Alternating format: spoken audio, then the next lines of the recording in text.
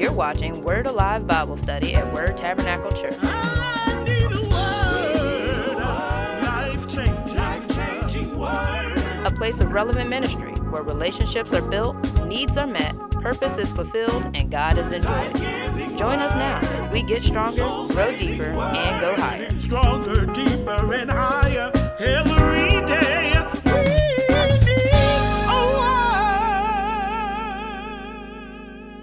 Hallelujah. So, Ephesians chapter 3, verse 20.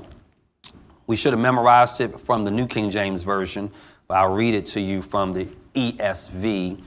And it reads, "Now to him who is able to do far more abundantly than all that we ask or think, according to the power at work within us."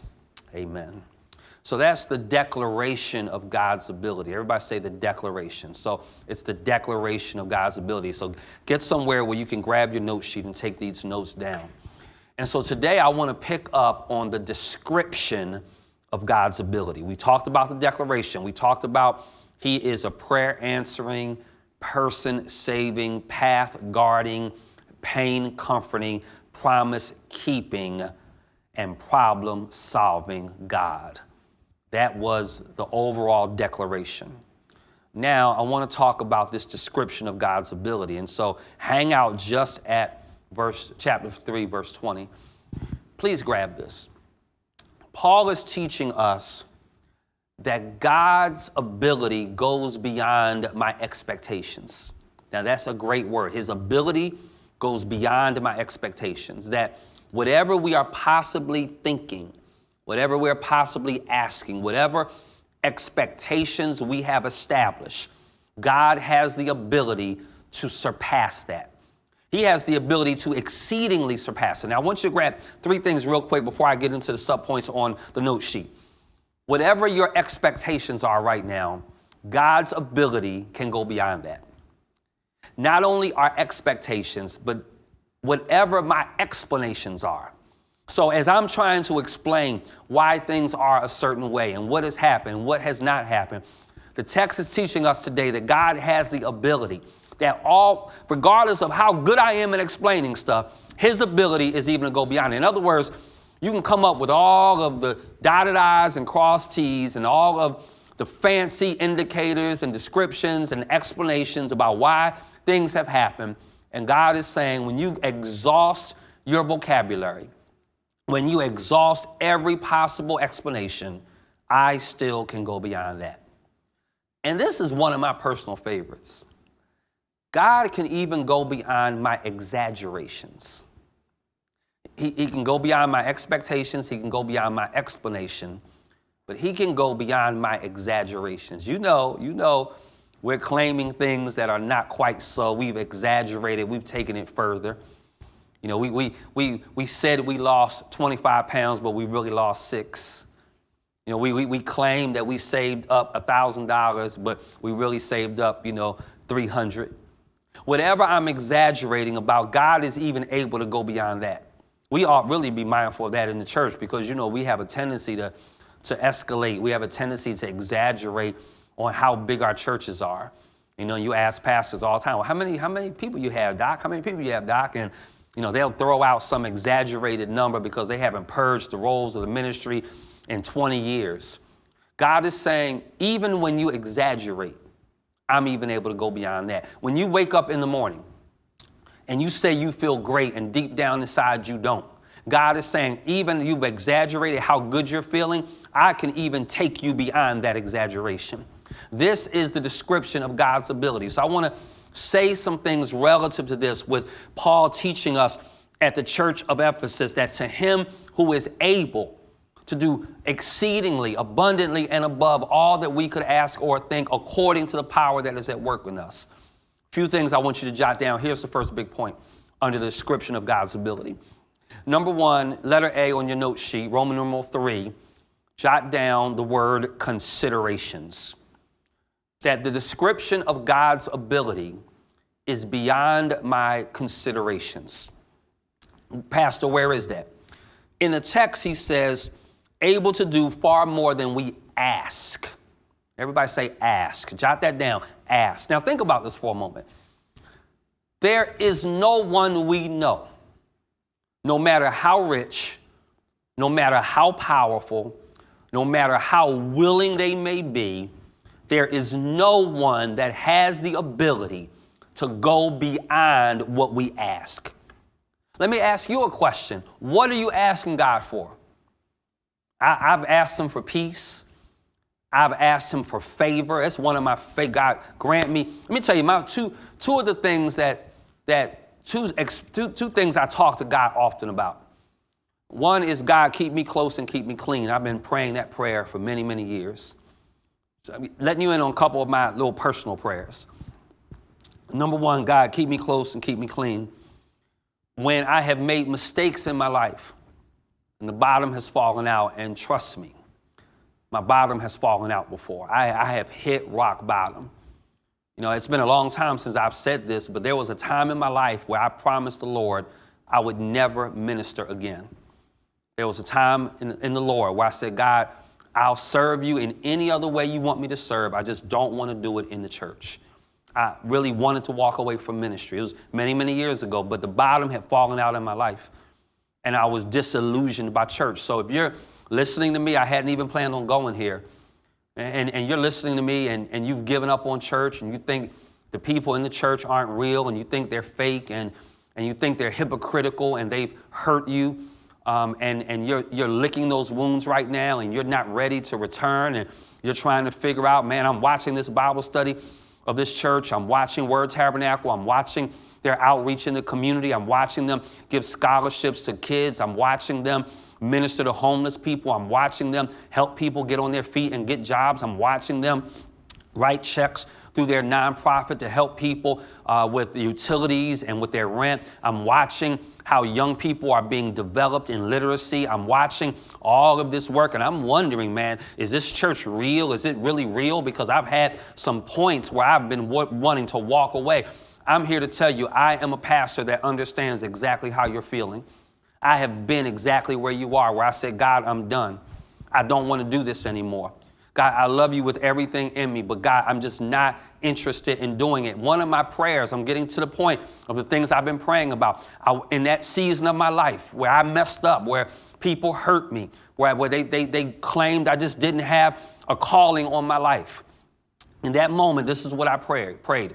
God, cover me until I recover. These have been my big prayers. One of my big prayers was, God, cover me while I recover. Because I've been there, man, where I fell down and people kicked me while I was down. I've been there. And I literally said, God, if you just spread your wings over me and cover me and just protect me until I can get on my feet again, until I can get my sanity again, until I can feel confident in you again. And so this has been a prayer of mine. It's been a prayer of mine to ask God to recover me, to cover me while I recover. It's been my prayer to God keep me close and keep me clean. And this is my third big prayer that I pray often. That is, God, grant me wisdom and favor. Grant me wisdom and favor. Y'all know that I got called to the ministry based on the book of Isaiah, chapter 50. And it's the Lord God has given me the tongue of the learned, that I might speak a word in season to them that are weary. And over again, I say, God, give me wisdom beyond my years. Give me wisdom to know how to handle the things in life I need to handle. Give me wisdom to know what to do and what not to do. Give me wisdom to know when to start and when to stop. Give me wisdom to know what door is for me to go through and what door is not for me to go through. And then, God, give me favor. Give me favor with you and give me favor with mankind. This is where I'm going with this teaching. This is about increasing our expectations. The Bible says here in Ephesians chapter 3, all the times I prayed, God, keep me close and keep me clean, asking. All the times I asked, God, keep me close and keep me clean. All the times I've asked, God, cover me until I recover. All the times I've asked, God, give me wisdom and give me favor. According to Paul, God is able to do even more than that. It is the same situation for you, that God is able. What are you asking God for? If you're asking God for peace, God is able to go beyond that. If you're asking God for the salvation of a loved one, he can not only save that person, he can save someone else they're connected to. If you're asking God for victory over sin, come on, jot it down in your own heart if you don't want to type it in. What are you asking God for? Husbands and wives, when you're sitting at the dinner table, when you're sitting at your counter and you're reflecting upon this Bible study, ask one another. I want to just say, can I park here for a moment? Because God has me in a place where he's saying what I want of Wordites is for every member growing. You're going to hear this over and over again. Every member growing, every member serving, every member giving, every member thriving. And one of the ways that we get to this place of growth and thriving is not just listening to the word, but discussing the word. So as a family, discuss the word, have a willingness to say, God, to talk to one another. What are we asking God for as a family? And what I'm here to tell you is that if you're asking for guidance in a decision making about a career choice, if you're asking him about wisdom as it relates to a relationship, if you're asking him to bless your ministry, if you're asking him to bless your marriage according to what he writes about, if you're asking him to help you in the midst of loneliness, if you're asking him to help you be wiser so that you can eat better and be healthier, whatever you're asking, no matter what I ask, God is able to do it and more. One more time, whatever I'm asking, God is able to do it and more. No, notice what Paul says here. He says exceedingly. Everybody shout out exceedingly. Say it in your house. Speak it over your house. Exceedingly. It means above all. It means beyond and above. It is a measure exceeding all of this. It's time. It's time for us to get excited over the thought that God is able to do much more than I'm asking. Can you imagine what our lives would look like? We ought to be getting excited over, let me tell you what excites me. Because he says he's able to do more, abundantly above. He does not tell me the ceiling of the measurement. He doesn't tell me how high God is going to get with it. He doesn't tell me how much more God is going to do. Can you imagine? Can you imagine? First of all, we have the guarantee that he's going to do more. The only thing he doesn't tell me is how much more. Take a step back this week as you're reflecting upon Ephesians 3:20 and begin worshiping and thanking God. And folks say, why are you worshiping? Why are you so excited? I'm excited because I know there's more. I just don't know how much more. It blows my mind as I think about, as I study the scriptures. And one of my prayers has been lately, God, I want to see clear. As I examine your word, I want to see what I've never seen before. As I look at your word, I want you to expose and open up the blinders from my eyes and let me have the ability with clearer sight than ever before to see your word. And what blows my mind is that not only is there a promise that God will do it, but I don't even know how much clearer he'll make it. I don't even know how much. Can you imagine somebody coming to you and saying, whatever you have asked for, I'm letting you know right now, I'm going to do more. Well, how much more? I don't really know yet, but just know I'm going to do more. That's mind-boggling. So you walk to somebody and say, man, if you could bless me with $1,000, that'd be wonderful.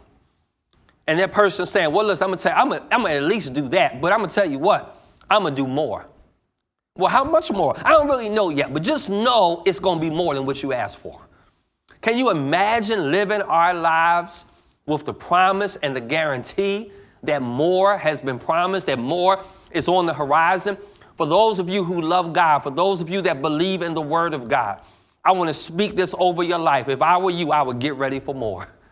I would. He's about to open up windows of heaven and pour out. He's able to do exceedingly above. This is the same God that parts the Red Sea.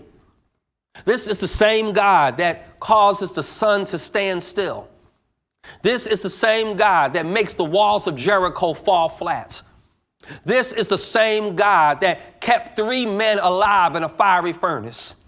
And the Bible says that God can do even greater things than that. Even greater things. The first big thing I want you to see is that it is beyond my consideration. all that I can consider, when I just sit back and reflect on, God, what are you able to do? And not just what are you able to do, but what are you able to do in my life? And he says, I can take that beyond anything you're even considering. This, this Saturday, many of you will be here. You'll walk through the sanctuary. You'll sign up for service opportunities and ministry opportunities. You'll receive our reopening plan.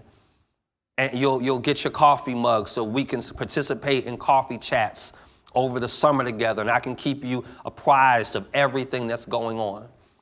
And when I think about everything that surrounds us that God has already done, and yet Paul is saying, but hold up, pump your brakes. Don't dare sell God short. He is able to do more than that. What are you considering God to do? And I'm here to tell you, whatever you're considering, he can do more. You would think that'd be the Bible study. The mind-boggling thing is, it's not. I'm blown away that he can go beyond what I'm considering. That's what I'm asking. Check this out. According to Paul, he's able to go beyond not just what I'm asking. I hope you read the text. He's able to go beyond what I'm thinking. So not only is it larger beyond my consideration, but letter B here, it is bigger than my comprehension. It's beyond what I can think. It's beyond my comprehension. The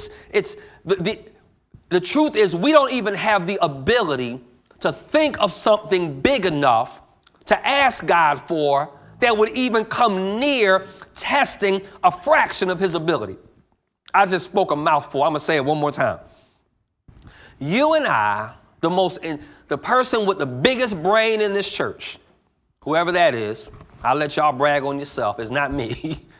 The person with the biggest brain in the church, the person with the most advanced critical thinking, the person that has the deepest level of ability to think through anything, not even that person has the ability to think of something to ask God for that would even test his ability. The most grandiose thing, are y'all getting this? The most grandiose thing I could think of, God is like, whatever, that's nothing. That's easy. I can go beyond your comprehension. And some of us, if we would look back over our life, I don't have words. I'm going to tell you. God has been so good that sometimes I don't have the vocabulary. Come on, who am I talking to? That I don't even have all of the vocabulary to express how good he's been. God ought to be so good to us that we're looking up new words to learn to be able to say thank you. As a matter of fact, the Apostle Paul wrote about this when he talked about God's indescribable gift. When he writes about God's indescribable gift, most people don't realize this, but the word indescribable, as it's transliterated into the English from out of the Greek or the Aramaic, that was a word Paul made up. There was not even a word that Paul could even think of to describe the amazing gift of Jesus. And since he could not describe an amazing gift of Jesus, he was like, I can't describe it, so it was indescribable. He literally came up with a word. Sometimes I make up a word just to try to, because God is so much bigger than my comprehension. And so let's spend a few moments just talking about this. You and I have no ability to imagine the scope and the size of God's ability. We have no ability. That God is able to ask anything I think about. Thoughts that I've had but never expressed. See, who am I talking to? Who other than me has some secret yearnings? Who other than me has secret hopes? Who other than me has dreams? Who other than me has ambitions? God is able to do more than any of that. I'm going to tell you what it looks like. Can I tell y'all what it's going to look like? I'm going to tell you what it's going to look like. God is saying, I have the ability to not only move upon people's hearts to wipe out all of the debt of the church. I have the ability to create such wealth that you'll wind up having a foundation and you'll spend your years in giving. God has that much ability. You really think there's not going to be another Apple computer? You really think there's not going to be another major corporation? You think there's not going to be another release of wealth? You think there's not going to be another release of wisdom and a release of creativity and innovation and ingenuity? God is not exhausted. God is not even tired. God has not exhausted all of his ability. He has not stopped putting things on people. Y'all, let me tell you how powerful this is. Whatever your longings are, that intangible thing, I can't quite grab it and feel it. That unspoken prayer about holiness, or that desire around happiness or godliness, around having love in my life or having fulfillment in my life. As I teach Bible study today, I'm reading words from a Bible, or I'm reading words on my iPad. Let me tell you how much ability God has. God is able to read your thoughts. Everything I could think about, I'm thinking, and Lord is like, I heard that. Wait a minute, but I didn't say anything. No, it's not. I'm not just going above and beyond all that you ask. I'm going beyond anything you could think about. Pastor, why would he do that? I'm so glad you asked. Because sometimes what we think about is so extreme, we're ashamed or embarrassed or scared to actually verbalize it. We're afraid to do it. We're afraid to verbalize like I just did. We're afraid to verbalize that God can zero out the debt of a congregation and release wealth in the midst of people. We're afraid because what if he doesn't do it? The point is he can do it. The point is he has all ability. So even if you're sitting with a thought and you're afraid to open your mouth about it because you're scared or nervous, or you're wanting, people going, he just thinks he's all that. She just thinks she's worthy of so much more.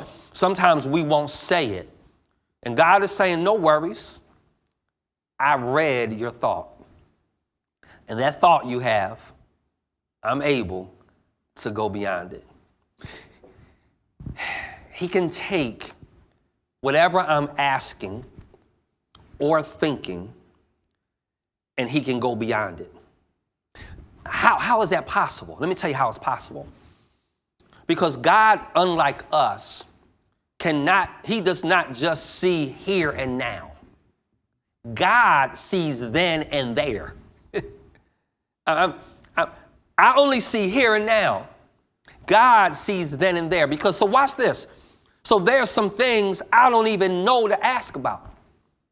And there's some things that my mind is not developed enough to even think about. And God is saying, I'm able to go beyond that.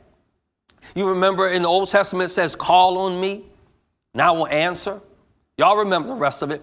And show you great and mighty things, come on, that you know not of. I can show you some stuff you didn't even know to ask. I mean, I've heard people give this illustration, and it's true because I've lived it many years ago in my life. Going on a cruise, not realizing how much was available that was already in the ticket. And so, you spend 3-4 days on the ship and you realize, well, wait a minute, I could have done that. That was included. I could have experienced that. That was included. Things that we did not even know of were already ours. And what God is saying is there are things that you don't even know of that are yours. And I'm going to do above and beyond all that you could ask or think. All that you can ask or think. That God is able to do abundantly above. Everybody say abundantly above. Abundantly above all that we can ask or think. Let me tell you what happens. He doesn't just make a minor improvement of our plans.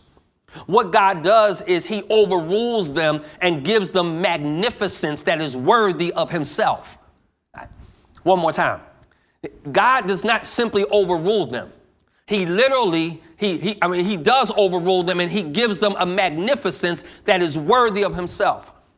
This is why he goes above, because he's saying what you're asking is not worthy of me. I'm capable of so much more. It's like a child who thinks that asking for $1 is a lot, because to them $1 might really be a lot. They're 2 or 3 years old. And man, I have an extra 20 or extra 50. And you just you're like, I can't just give them $1. That's not worthy of my magnificence. At least I can do is give them 20. At least I can do is give them 50. This is what God does when I pray. This is what God does when we ask. This is what God does when we think. He's saying, let me overrule that. I know you thought you asked me for something that was a lie. I know you thought you asked me for something that was going to stretch me. I know you thought you were asking me for something that was going to try me. I know you thought you were asking for something that's going to make me sweat. But you know what? I'm going to overrule that request. I'm going to do more than what you asked. I'm going to do more than what you thought. Because if I do less than, the less than is not worthy of my magnificence. Is this making sense? This is how much power God has. This is how much ability God has. This is going beyond my comprehension. I want to park here for a moment. Let me give you one quick example. I referenced this a little bit last week at Bible study, but the Apostle Paul kept wanting to go to Rome. God wouldn't let him go. And then finally, when he finally gets to go to Rome, guess what? He winds up going to Rome as a prisoner of Nero. Now, you have to be honest. You know it was not the intent of the Apostle Paul to go to Rome in shackles. He wanted to go to Rome as a free man, and God would not honor that request. God overruled it. And God overruled it to do something in the request of Paul that was more worthy of God's majesty and significance. Why would he do that? Well, because while he was, what is it that you have? You ever wonder why Paul wrote so much of the New Testament? I'll tell you why. This is probably you hadn't thought about this way. What else is there to do when you're locked up? He spent years locked up. God said, you know what? I know, God is going to be such a good word for somebody. I know the book of Ephesians is in you. I know the book of Philippians is in you. I know Philemon is in you. I know Colossians is in you. But if I let you run around and do whatever you want to do, it'll never come out of you.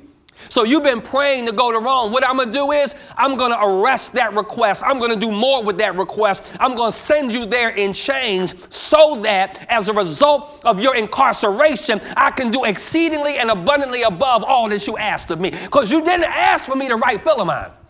You didn't say, God, help me write Colossians. You didn't say, God, help me write Ephesians. You said, God, can I go to Rome? And God says, you know what? I'm going to fix that. I'm going to work it out in your life in such a way that I'm going to do something so amazing in your life. As a matter of fact, I'm going to do something that you didn't even ask me, Paul. You wanted to go to Rome, but you never said anything about witnessing to the Praetorian Guard. You never said anything to me about that, did you?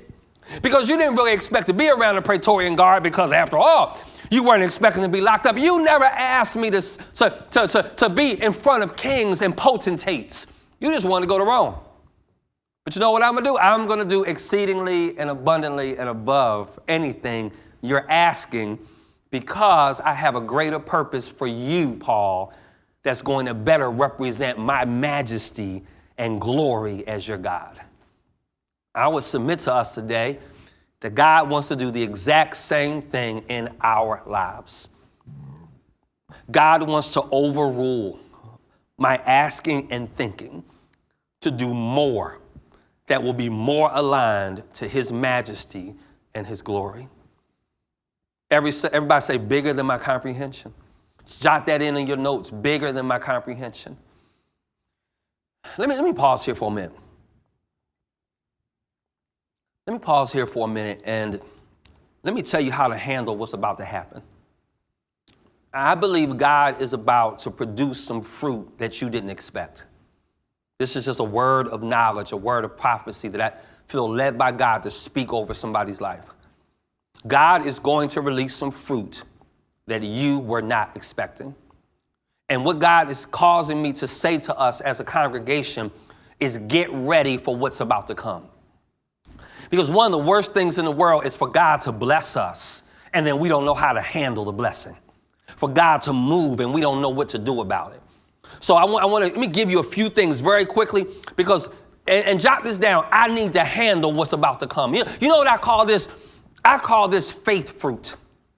I believe God is about to release some faith fruit because I'm learning now that he is able to do exceedingly and abundantly above all I can ask or think according to the power that's working within us. And now that I'm understanding that, I have faith in that. And because I have faith in that, I believe there's going to be some fruit that doesn't come from my work, some fruit that doesn't come from my intellect, some fruit that is not limited to what I can ask for. There's going to be some faith fruit. Fruit that says, you know what? Because you have faith that I can, I will. Because you have faith that I can do more, I'm going to. Because you have faith that I can go beyond that, I'm going to. And so I want you to get ready, shout in, get ready, get ready, get ready. Get ready for faith fruit. Because I believe that's what he's going to do in the life of our church. I believe that's what he's going to do in the life of our ministry. That because we are trusting him at a whole nother level. Because I'm trusting him with a whole nother degree and context. Because I'm trusting him in ways that I've never trusted him before. God is saying, I'm going to do something great. Let me tell you, when he does it real quick, be grateful. When he does it, be absolutely certain and clear that I'm going to say, God, look, I'm not taking any credit of this. I'm not saying, look at what I did. I'm going to be clear. God, you did it. I pray for you that God would do something so great, you could not even justify fixing your lips to take credit for it. It is so big. It is only God-sized. It is not degree-sized. It's not undergrad degree size. It's not associate degree size. It's not master or doctoral degree size. It is bigger than that. It is bigger than your bank account. It is bigger than everything you bring to the table. I pray that God would release that kind of fruit in your life. If you receive it, you all type in, I receive that. I'm certainly receiving it for myself, my family, and for our ministry. When God does it, make sure the credit goes to where it belongs. I feel like I need to minister that for just a moment. Too often times, I was sharing this in our staff meeting this week. Too often times we arrive at a place that is significant, a place of accomplishment, a place where it has been obvious that the favor of God has been released and shared with both him and with man. And in those moments, it is we should be so careful to guard ourselves, to not try to take any credit at all for what has happened. We've got to recognize that there's been some people that God has used to develop us. People that God has used to give us opportunity. I think about that for a moment. All of the ministers, listen,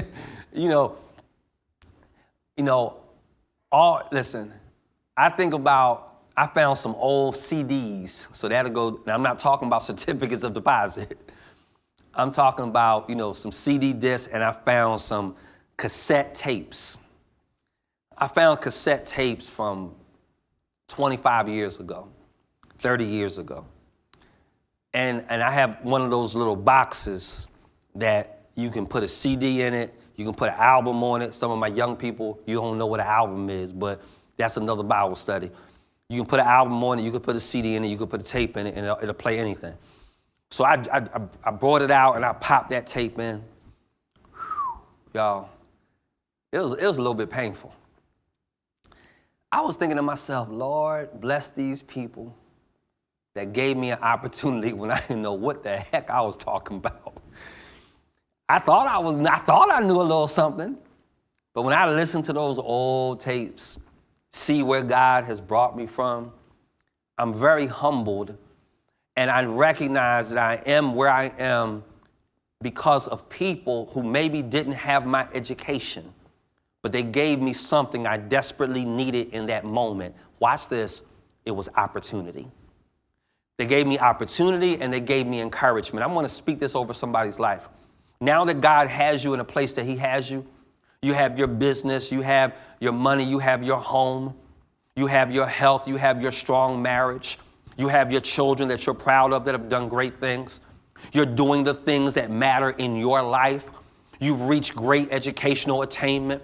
You've reached your personal edutainment goal. You've reached your personal financial goal. Great God is doing great things in your career.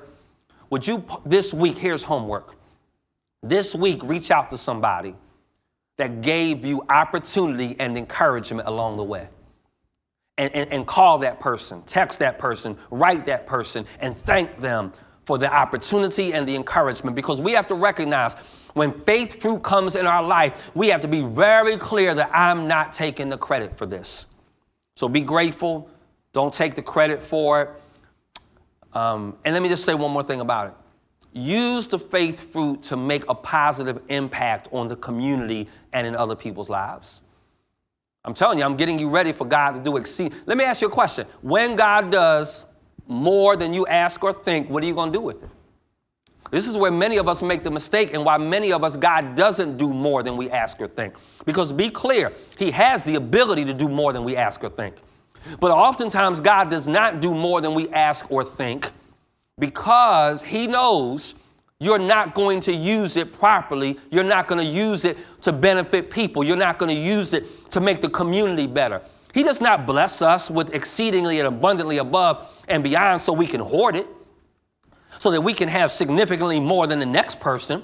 He gives it to me so that we might use it to make a positive impact in the lives of other people. He does it so that we might use it to bless his people, that we might use it to help people out of their situation. You got to be careful if you're one of those persons walking around talking about, well, God did exactly what I thought. He did exactly what I asked. God, I'm not surprised at all about what God has done. Well, whoop-de-doo for you, and I'm glad for you, but I'm here to tell you, you better check your heart. Because if God has done what you've asked and not more than what you've asked, it could be that he couldn't trust you with more. And at the end of the day, when God is going to release that faith fruit, use it to be a blessing in the kingdom and other people's lives. Let me just say one more last thing about when this faith fruit comes in your life, because God is able. Don't fall in love with the fruit. Don't fall in love with the blessing. Stuff, man, it comes and goes. I've lived it. Stuff is here one day and not here the next day. And we have to be so careful that we recognize that life is not just simply about what I have amassed or what I've accomplished. I can't fall in love. And so I want to be clear about, we talked about in the beginning last week, the declaration of God's ability. And I just got done teaching you about the description of God's ability. And here's the last thing that I want to communicate that I hope will be helpful for us. And that is the demonstration. Roman numeral 4, that blank is the word demonstration. Type in demonstration. Because here's the deal. What good is it ultimately if I can describe it, if I can declare it, but I don't ever experience it? I don't just want to be able to describe God's ability. I don't just want to be able to declare he is able. We sing that song, right? He is able. I want to have the demonstration. I want to have the proof. I want to have the evidence. And you say, Pastor, where's that in the text? According to the power, watch this, at work within us. Wait. According to the power at work in me. He's saying all of this that I'm able to do, I'm able to do it in you. That's the thing. I'm able to do it in you. I've looked over my life and I have said to myself, God, you have to do it because you're that kind of God. You're going to do it for somebody. Why not my family? Why not Word Tabernacle Church? That you're going to let somebody have the favor of the kingdom. You're going to let some family have far more than they ever asked for. You're going to open up some door of opportunity for some student. Somebody is going to get a 4-year ride. Somebody is going to break records. Somebody is going to get a patent to change the world. Somebody is going to get healed from cancer. Somebody is going to be able to celebrate 50 years of marriage. God, you're going to have to do it for somebody. Why not me? And we have to recognize that this God that we love and serve is able to do everything I've talked about today according to the power at work in me. According to the power that's at work in me. And so I want to say a couple things about this because I want you to understand the significance of it. He's saying to me, he's saying to us that God has, this word work literally speaks of energy. It speaks of might. That God literally has the energy to do this in you. Wow. He has the might to do this in me. I want to say two things about this demonstration of God's ability. The first thing that I want to say about this demonstration of God's ability is that he is saying that God has the power to be displayed in my life. He wants to put my life, he wants to put his power on display in my life. He doesn't want to put my power on display. He doesn't want to put the people around me who have influence power. He wants to put his power, I want you to put that down in your notes. He wants to put his power in display in my life. That when people look at your life, they're going to say, if you don't say it, they're going to say it. God did that. When they look at everything you've been through and all the barriers and hurdles and obstacles that God has been able to bring you through, they're going to say about you, the only explanation is God did it. See, you can't convince me. When you reflect upon Word Tabernacle and our journey and our history and what God has done in these last 16 years, it would be silly for me to try to take any credit for this. A guy shows up from Philadelphia, 39 years old, nobody knows. Nobody knows. Shows up, he starts knocking on doors in South Rocky Mount. He has a cold cuts lunch with subs and hoagies in an old fellowship hall of a church that had been empty and dilapidated for a few years. He shares with some people his vision about what he thought the community could look like. He shared a vision about what might it look like if every Sunday we taught the Bible, if every Tuesday we taught the Bible, and then while we were teaching the Word of God, not based upon tradition, not based upon perspective or background, but based upon what the Lord has said. If we did that and then we coupled that with outreach to the community, and we couple that with trying to help people's lives become better, if we couple that with teaching kids literacy, if we couple that with having a strong counseling program, if we couple that with having outreach in every area, if we couple that with offering scholarship to kids. Now understand something, all this is why we didn't have anything. So here comes a guy nobody knows out of town with this ridiculous dream. And 16 years later, nobody thinks it's ridiculous anymore. How silly would it be to say, look at what I did? I didn't do anything. Let me tell you what it was. God is always looking for candidates to display his power in somebody's life. The Lord is going to and fro on the earth, looking to find somebody to show himself mighty on their behalf. God is he's literally looking over the earth right now while I'm teaching. And he's saying, who will be next? And I'm speaking this over your life. Will you be next? Will you be the next person that God's power is on display in? Will you be the next person that God has done more than people and you could ask or think? Who's going to be next? Who has the nerve to say, I'm next? Who has the nerve to say, God is going to do it in my family next? This is God wanting to put his power on display in somebody's life. This is the issue of the demonstration of God's ability. Let me park here real quick. I'm out of time, but I want to say, let me 5 more minutes of teaching. I think oftentimes God's power is not displayed because we hinder or limit the release of that power. He wants to shower our life with the power. He wants to say in someone's life where everyone can look at them and say, God did it. But he doesn't. Can I tell you a few reasons why? I think one of the reasons he doesn't is because too often times we get satisfied with our last success. We get satisfied. I've seen this even in the life of the ministry here at Word for me. It is so easy. It's so easy to say, I've done enough. It's so easy to say, well, God has shown enough power in my life. I'm good. We could have done that and never left 820 Nashville Road. We probably would be preaching 5-6 weekend services by now.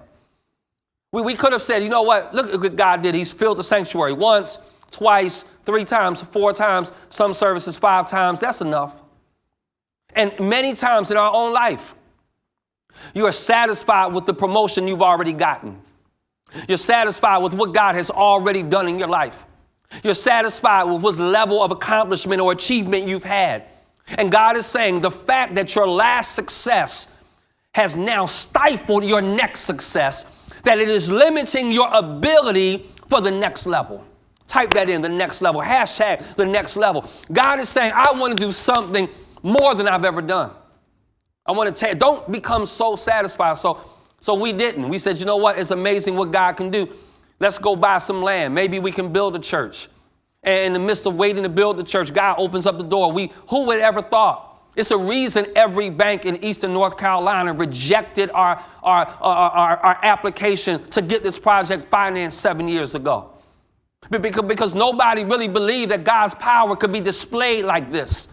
And I'll never forget the conversation. Bankers would say to me, well, explain to me again what you're going to do. Like, how are you going to, I don't see any lease agreements in your proposal. I'm looking at your business plan, Pastor. I don't see any income where you're going to lease parts of the building out to other people in order to be able to survive. Because after all, Pastor, no church needs all this.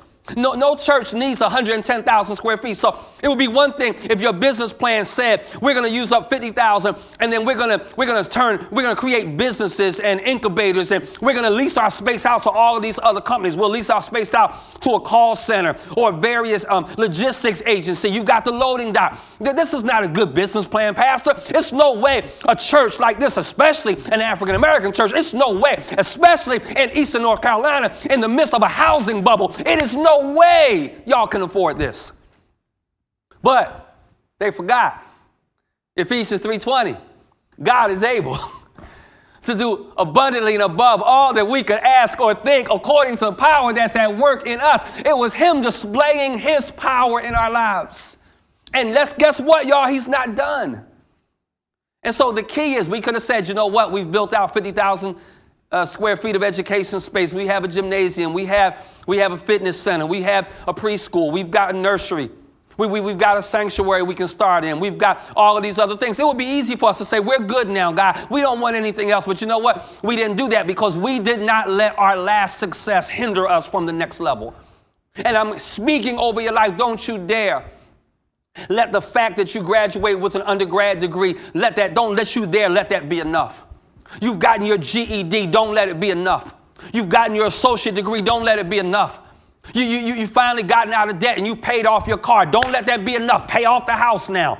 Don't let that be enough. Buy some real estate, buy some land, buy some stock. Don't let it be enough because we cannot let our most recent success hinder us and become a threat to getting to the next level.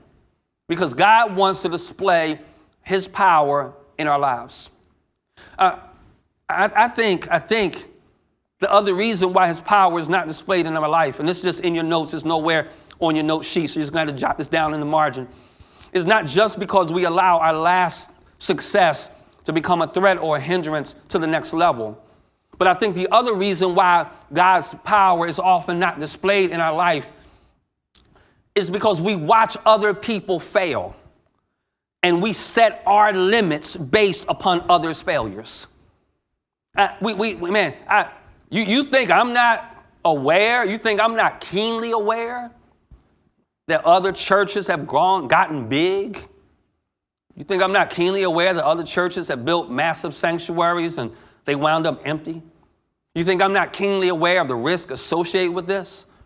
But this is what God is saying to us as a congregation.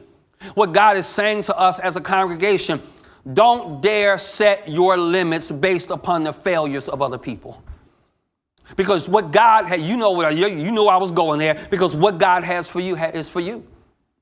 So just because someone else's marriage didn't fail, don't seek to put your goals on marriage. Just because another parent struggled with raising their child, don't limit your goals around parenting. Just because someone else's business failed, don't limit yourself about starting a business. We oftentimes do not see the power of God being manifested or displayed in our life because we allow other people's failures to set our limitations for us. And then I think the other reason why God's power, again, this is not your note sheet, this is just margin, this is just me putting some gravy on the rice. The other reason why I think that we oftentimes don't see God's power displayed in our life is because we can become consumed with our own deficits and our own problems. We can be honest with ourselves and say, Pastor God, I know you're going to do it for somebody, but I don't think it would be me because I know my issues. I know the mistakes I've made. I know that I am unworthy. Hey, listen, real talk. I'm the least likely candidate as far as I'm concerned to pastor a mega church.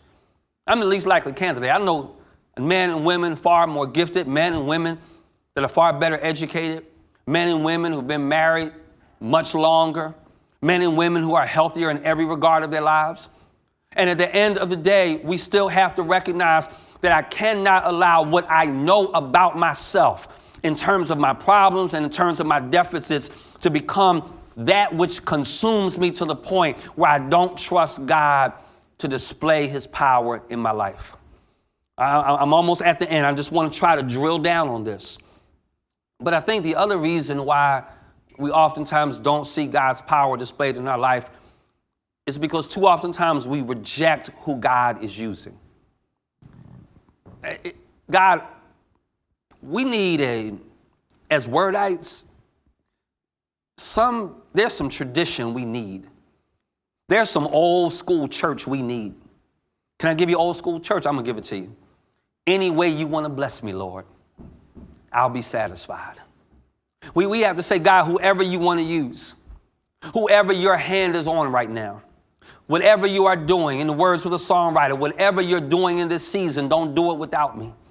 We've got to recognize that there's going to be some people that God sends to help us and some people that God uses to develop us. And when we reject those that is representing God, we oftentimes limit God's power from being displayed in our life.